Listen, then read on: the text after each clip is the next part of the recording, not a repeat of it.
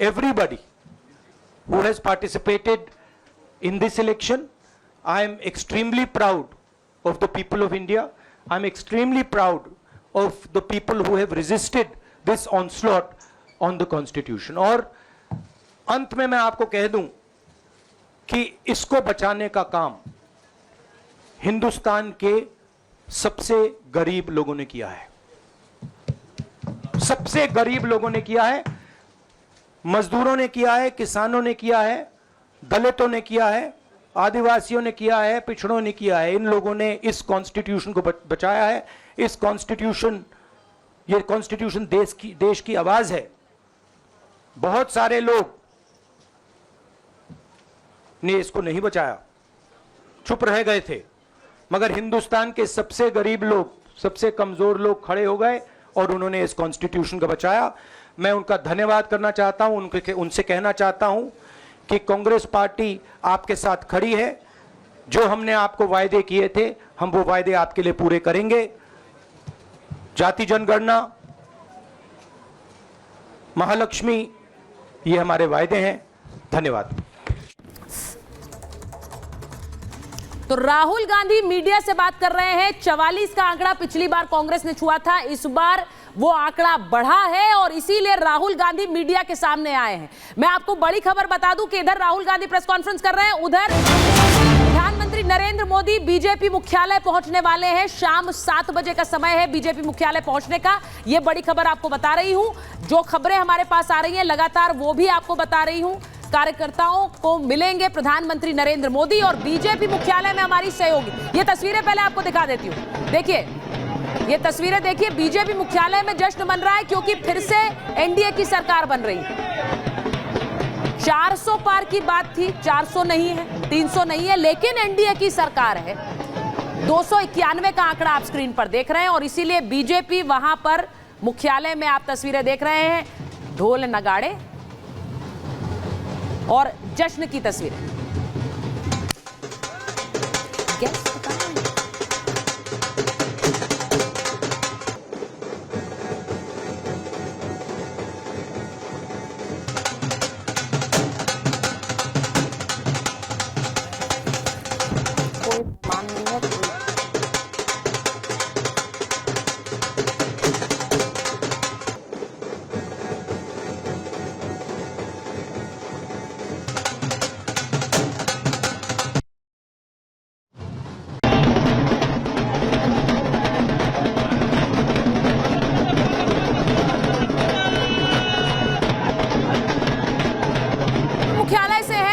लीजिए कि आज बहुत सारी बैठकें हो रही हैं। इस बीच बड़ी खबर योगी आदित्यनाथ को लेकर आ रही है, वो भी जरा चला देते हैं चेतन।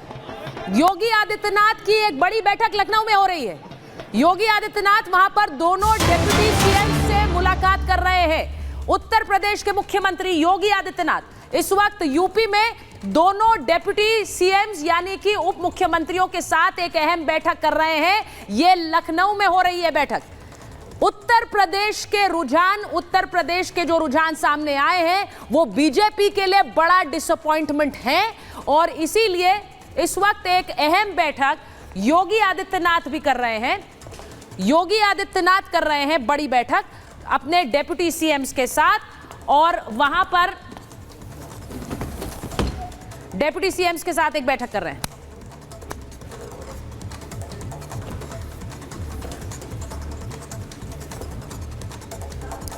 और आपको दिखाती हूं कि इस वक्त बीजेपी के लिए सबसे बड़ी तस्वीर क्या है, बीजेपी के लिए सबसे बड़ा मंथन क्या है, वो भी आपको दिखाती हूं। नई सरकार में नीतीश कुमार और चंद्रबाबू नायडू का एक बड़ा रोल है। नीतीश कुमार और चंद्रबाबू नायडू, क्योंकि चंद्रबाबू नायडू की टीडीपी की 16 सीटें वो जीत रहे हैं और वहीं नीतीश कुमार 12 सीटें जीतते दिख रहे हैं। ये 12 और 14 के बीच में चल रहा है क्योंकि अभी रिजल्ट सेटल हो रहे हैं। तो नीतीश कुमार और चंद्रबाबू नायडू दोनों ही बीजेपी के लिए और एनडीए सरकार के लिए इस वक्त अहम हो जाते हैं। आगे चलाइए इसे। ये इंपॉर्टेंट इसलिए है, ये गलत फिगर्स चल रही हैं, इनको जरा ठीक कराइए क्योंकि ये दोनों ही नेता इस वक्त बीजेपी के लिए इंपॉर्टेंट हो गए हैं और इसको भी एक तरह से एक स्ट्रैटेजी समझिए क्योंकि नरेंद्र मोदी ने इन दोनों ही घटक दलों को चुनाव से पहले बीजेपी में जोड़ा था और आज एनडीए के लिए यही दोनों दल अहम हो गए हैं, बहुत इंपॉर्टेंट हो गए हैं। एक तरफ चंद्रबाबू नायडू को कन्वीनर बनाने का ऑफर दिया है, दूसरी तरफ नीतीश कुमार से मिलने सम्राट चौधरी पहुंचे हैं। नीतीश कुमार खुद दिल्ली थे और वहां इस वक्त सम्राट चौधरी नीतीश कुमार से मुलाकात कर रहे हैं। तो ये दोनों ही घटक दल बहुत बहुत इंपॉर्टेंट इस वक्त एनडीए के लिए। तो ये बड़ी खबर हमारे पास आ रही है और मैं आपको बताऊं कि बड़ी खबर समाजवादी पार्टी को लेकर और इंडिया गठबंधन को लेकर भी आ रही है। समाजवादी पार्टी के अध्यक्ष अखिलेश यादव दिल्ली पहुंच रहे हैं कल।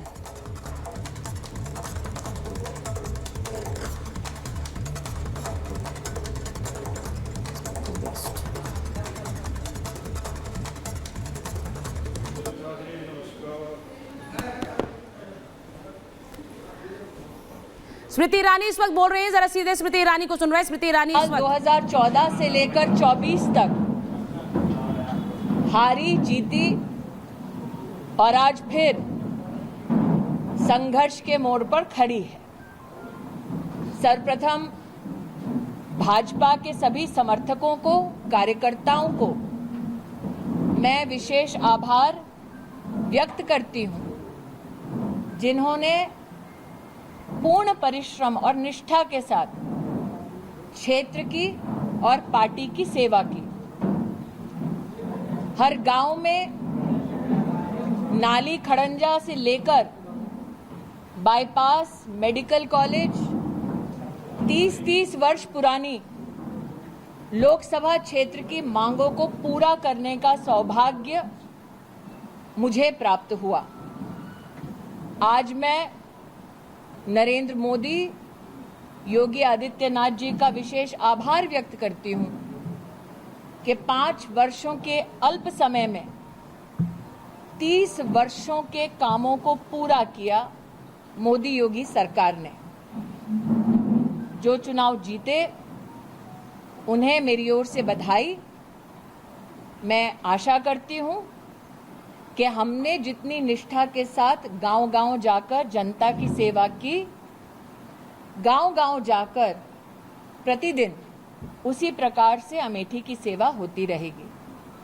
पुनः दोहराती हूं, मेरे साथ आज विद्यमान है तेजवान सिंह रामप्रसाद जी, जिन्होंने संघर्ष का झंडा अमेठी में उठाया 1970 के दशक से। आज हमारी पीढ़ी ऐसे हमारे वरिष्ठ कार्यकर्ताओं, नेताओं के प्रति कृतज्ञता का भाव रखते हुए आभार वंदन करती है। संगठन को और सशक्त करेंगे और संगठन पथ पर, जैसे कि अटल जी कहा करते थे, क्या हार में क्या जीत में, किंचित नहीं भयभीत में, संघर्ष पथ पर जो मिले ये भी सही वो भी सही। तो आपने